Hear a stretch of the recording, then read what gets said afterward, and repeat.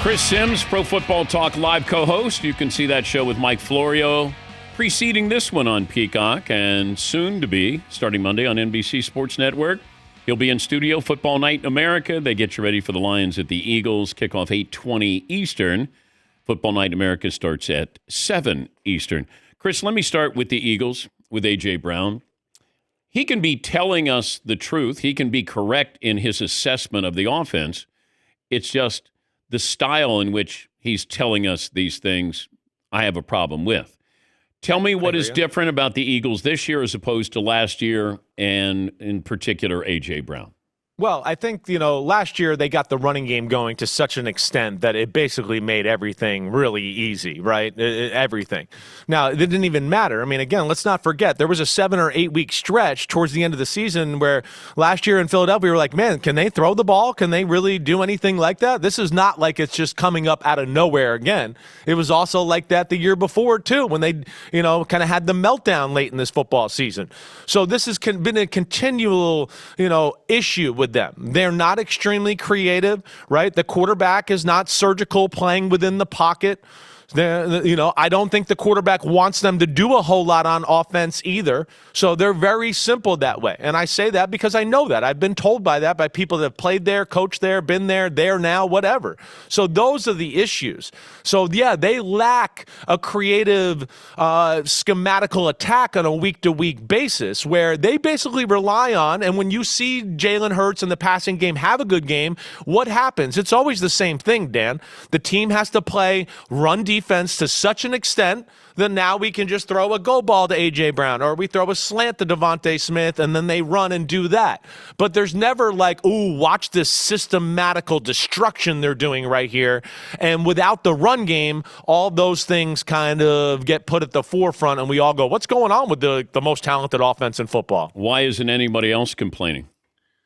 That's a fair question. I get that. You've heard offensive linemen going, we're predictable. We have people saying the plays when we're lining up there, right? But at the same time, too, right, they're wasting one of their biggest assets in their football team. We got a guy that's making $32 million and is one of the best offensive players in the game, and they can't find a way to let him touch the football. That's kind of crazy in the 2025 NFL. So again, I don't sit here and condone all the things he said and done. This thing, what he just did, playing online, playing a game with somebody, I don't think he said anything crazy there. I didn't have that much of a problem with it. He just, hey, we're not good. Don't take me on fantasy. We should be better. Yeah, it's obvious stuff, right? But yes, I understand your point in airing out their dirty laundry sometimes. Sure, I get you. What should we be watching for with Drake Maye tonight?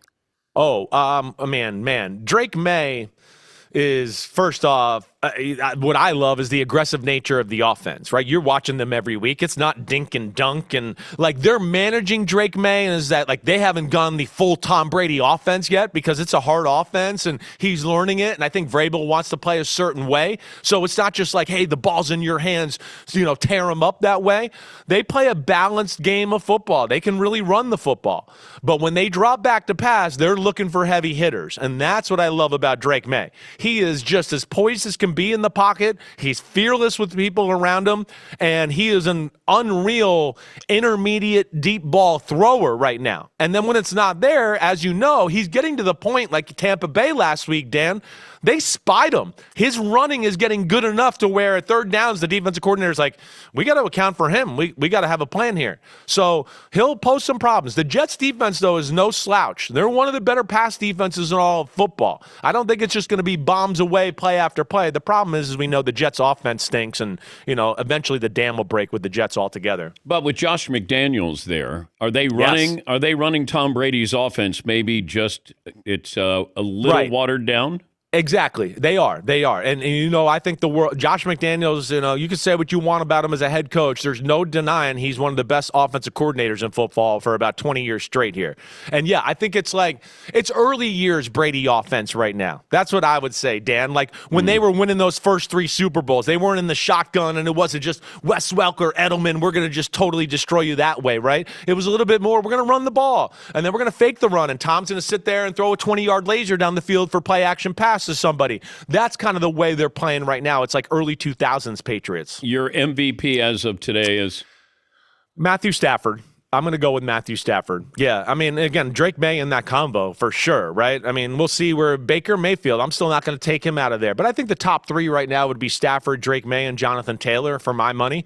Those would be the three guys I'd look at. Stafford is, phenomenal. It's just phenomenal. And again, a lot like Drake May, it's not like it's a dink and dunk offense. He drops back and he's like, where's Puka? Is he 30 yards down the field? Oh, no, he's not open. Oh, there's Devontae. He's 40 yards down the field. Shoo! Right? I mean, that's where he is phenomenal that way. And for being the gunslinger he is and the arm talent he still has and still he's only thrown 2 interceptions. Yeah, I'll give him the title right now as we sit here. And I thought this would be his last year. I love them as a team and a Super Bowl contender. It just came down to Matt's health. Right. And I don't know how many times he's been sacked, but probably not very many. You've got a great coach. You got a couple of great receivers, and you got a running back. You got some playmakers on defense, and then you got this showdown with Seattle. How is Seattle making this work? Kind of in the shadows here. Yeah, it is. And I know you don't listen to me like on a daily basis and don't expect you to, but Seattle's one of those teams for about 3 weeks. I've gone on my shows, different shows, and gone, they're the team everybody's sleeping on. The Seattle can go to the Super Bowl. They're that good. They literally are that talented. And I think that their offense and what they do fits Sam Darnold a lot better than what he was in Minnesota. So the first thing is they can legitimately run the ball this year, where like if you don't play run defense, they will run the ball with success. And then if you overplay the run, they're one of the most aggressive passing teams in football too. Yards per attempt, yards per completion, you look it up. Sam Darnold's at the top of the list in that department.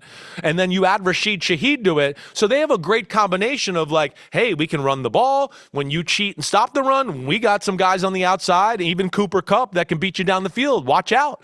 And then that Shanahan play action scheme is so effective off of that with Clint Kubiak.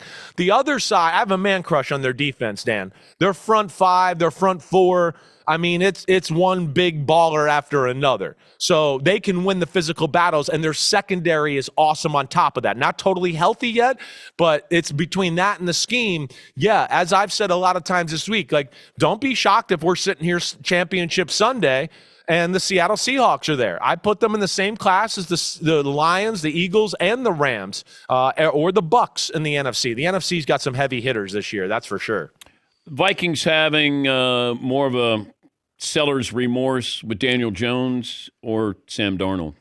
That's a good question there.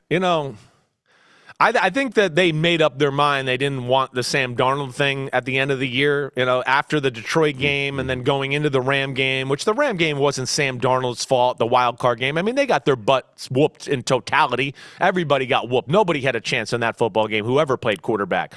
But the Daniel Jones things, I had heard from some people up there and some credible people that they really like Daniel Jones. And again, as you've heard me say to you before, the league views Daniel Jones differently than the fans do. And so, yeah, I would think there's some buyer's remorse. But at the same time, like, they were invested in J.J. McCarthy. They traded up to get him. They had to do this.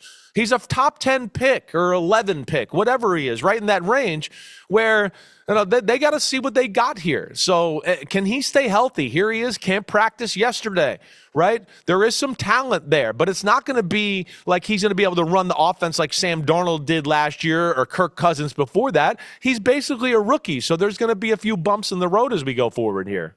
Feels like people are bailing on Jaden Daniels because he got hurt. He did turn in maybe the greatest rookie season a quarterback's ever had. I'm so sick of the fickle nature of fans right now. Like, trust me. I mean, I have people now being like, Drake May is he's better than Jaden Daniels now, right? I mean, Bo Nix is better than Jaden Daniels now, right? And I was like, no. Jaden Daniels is phenomenal. This is the only issue you really had about Jaden Daniels that I think I worried about and other teams worried about is he's frail. I mean, he can be painfully skinny looking in the field at times. So this is what we all wondered. Could he take the punishment of the NFL when he ran a little bit and did that? But still, I mean, he's phenomenal. And the class is phenomenal. I mean, come on. Caleb Williams is going like this too. And he's totally getting reconstructed as a quarterback robot here right in front of us. So it's an incredible class right now that I feel like you really only question right now to this point is J.J. McCarthy and Michael Penix, and where are they going to go? The talent's there, but it's just been all over the place so far. It feels like it was 2 months ago, 6 weeks ago, people were bailing on Caleb Williams-Ben Johnson relationship, that it wasn't going to work. And I'm thinking, do we give up that quickly with that talent? And then you bring in Ben Johnson, who's trying to get him to play the position how he envisions it instead of Caleb envisions it? Exactly. That's a lot. That's a lot, Dan. You're spot on. I mean, this is a guy that his whole life in Caleb Williams has been able to drop back and go, oh, I can just make it happen. I'll just make this throw, or I'll scramble and move and buy some times and make it happen. And he's got now Ben Johnson coming into town and going, no, that's cool. You might be able to do that in, the Pac-10 against some crappy defenses, or in the Big 12 and all that. And you might get away with it against a few defenses in the NFL. But as a whole, if you want to win a Super Bowl, you got to run an offense. You can't think you're just going to make a play in a big moment. You got to trust the system and be systematic that way. And he hasn't been that totally yet, but he's getting there. That's for sure. And his talent is eye-popping. I mean, to me, it's eye-popping. I mean, one, you see his running. His running is like a third down running back. He breaks tackles and breaks ankles and does all that.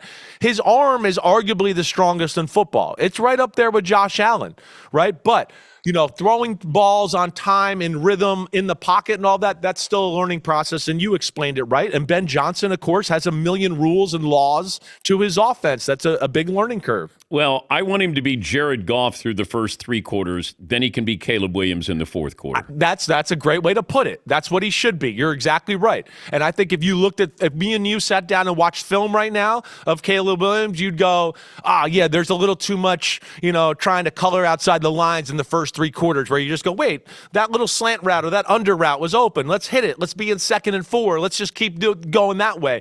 And yeah, he hasn't totally gotten there yet, to your point, Dan. The Giants situation with Jackson Dart, I don't know how much this played into the firing of Brian Daboll, but if you're going to have designed runs with your quarterback who runs like a running back, I have to protect Jackson Dart from himself. That crossed my mind. I don't think you're crazy for that. There's a little bit of like a thing with the Giants where I was like, are they just going to go all out and ruin the football team just to save their jobs, right? And that's where I was like, ownership's got to look at the bigger picture here, right? It's like, we got to win this one or I might get fired. I'm going to ruin the rookie quarterback's career today and run him up the middle 75 times. But I want to keep my job for another week. When he's knocking on the blue tent and getting Jackson Dart out there, I went, wow. Right. This was a troubling situation because it really felt like Brian Daboll knew, I can't put Russell Wilson in there. I'm totally with you. And then even last week he gets concussed and then he comes and plays 2 plays and then somebody with some brains went, wait, that guy's brain's not working functionally here. Let's get him out of the football game. But yeah, was that a part of my thought at first was like, man, they don't trust him and they don't feel like he's protecting Jackson Dart. Certainly that crossed my mind, but I think ultimately, they wanted to turn the page on Brian Daboll. And I don't know if I totally agree with it. I'll just say from this, I'm all for the new, getting a new head coach. I think there's a part of me, though, that goes, wait, Jackson Dart and what he's doing, it is going this way. Do we want to disrupt that right now? Maybe just keep that going, and then we can fire Daboll after the year. I think we all knew it was going that way anyways. It didn't matter, right? So I just wonder if this disrupts the whole process of Jackson Dart to a degree. Is Jameis Winston goofy on purpose? I think no, he's like that naturally, and I say that in a good way, right? Jameis Winston, I think, was afraid for a long time to show his true personality because of some of the things that happened in college in his early career, where I think he was like, wait, I'm the number 1 pick. There's a bad reputation out here. So let me be a little bit, as far as just a straight arrow. But I think he's gotten to a point in his life where he's finally like, hey, the hell with it. I'm just going to be myself. And I really love being around him. He is hilarious. He's funny. It's natural. Do you want him as your quarterback? Not as a starting quarterback, no, but I want him over Russell Wilson. That is no doubt. I'll take that. Again, I don't think Russell Wilson plays to win games anymore. I think he just plays not to lose. Jameis is going to play to win this week. And, yeah, he might throw some interceptions, but he might throw some of the damnedest touchdown passes we've ever seen, too. And I'd rather watch that than Russell either throw a go route or take a sack. I don't want to see that. I can't imagine somebody giving Russ another chance. No. And does Russ really want another chance? I mean, I think Russ came to New York because he wants to live the New York life, and they're more worried about being famous and all that. And, yes, I mean, the days of being a starting quarterback are certainly over. It's just, does he want to take the Joe Flacco route and be a backup somewhere and maybe revive his career that way? Good to talk to you. Thanks as always. Have a great weekend. And you know what? Man. You can always text me if you want to tell me, hey, Seattle is legitimate. Just send a text. Hey, okay, sure. Then I don't have to try to find your podcast or watching you and Florio. Well, I do want you to watch Chris Sims Unbuttoned, but you can text me too and ask those questions. It's not against the rules. I checked the rule book. You're allowed to do that, all right? He's Chris Sims. Tell those jerks I said hi. Hey, jerks. Hey. Pro Football Talk Live co-host and his Unbuttoned podcast as well. He'll be there on Football Night in America. We'll take a break. Your phone calls, what we learn, what's in store tomorrow after this.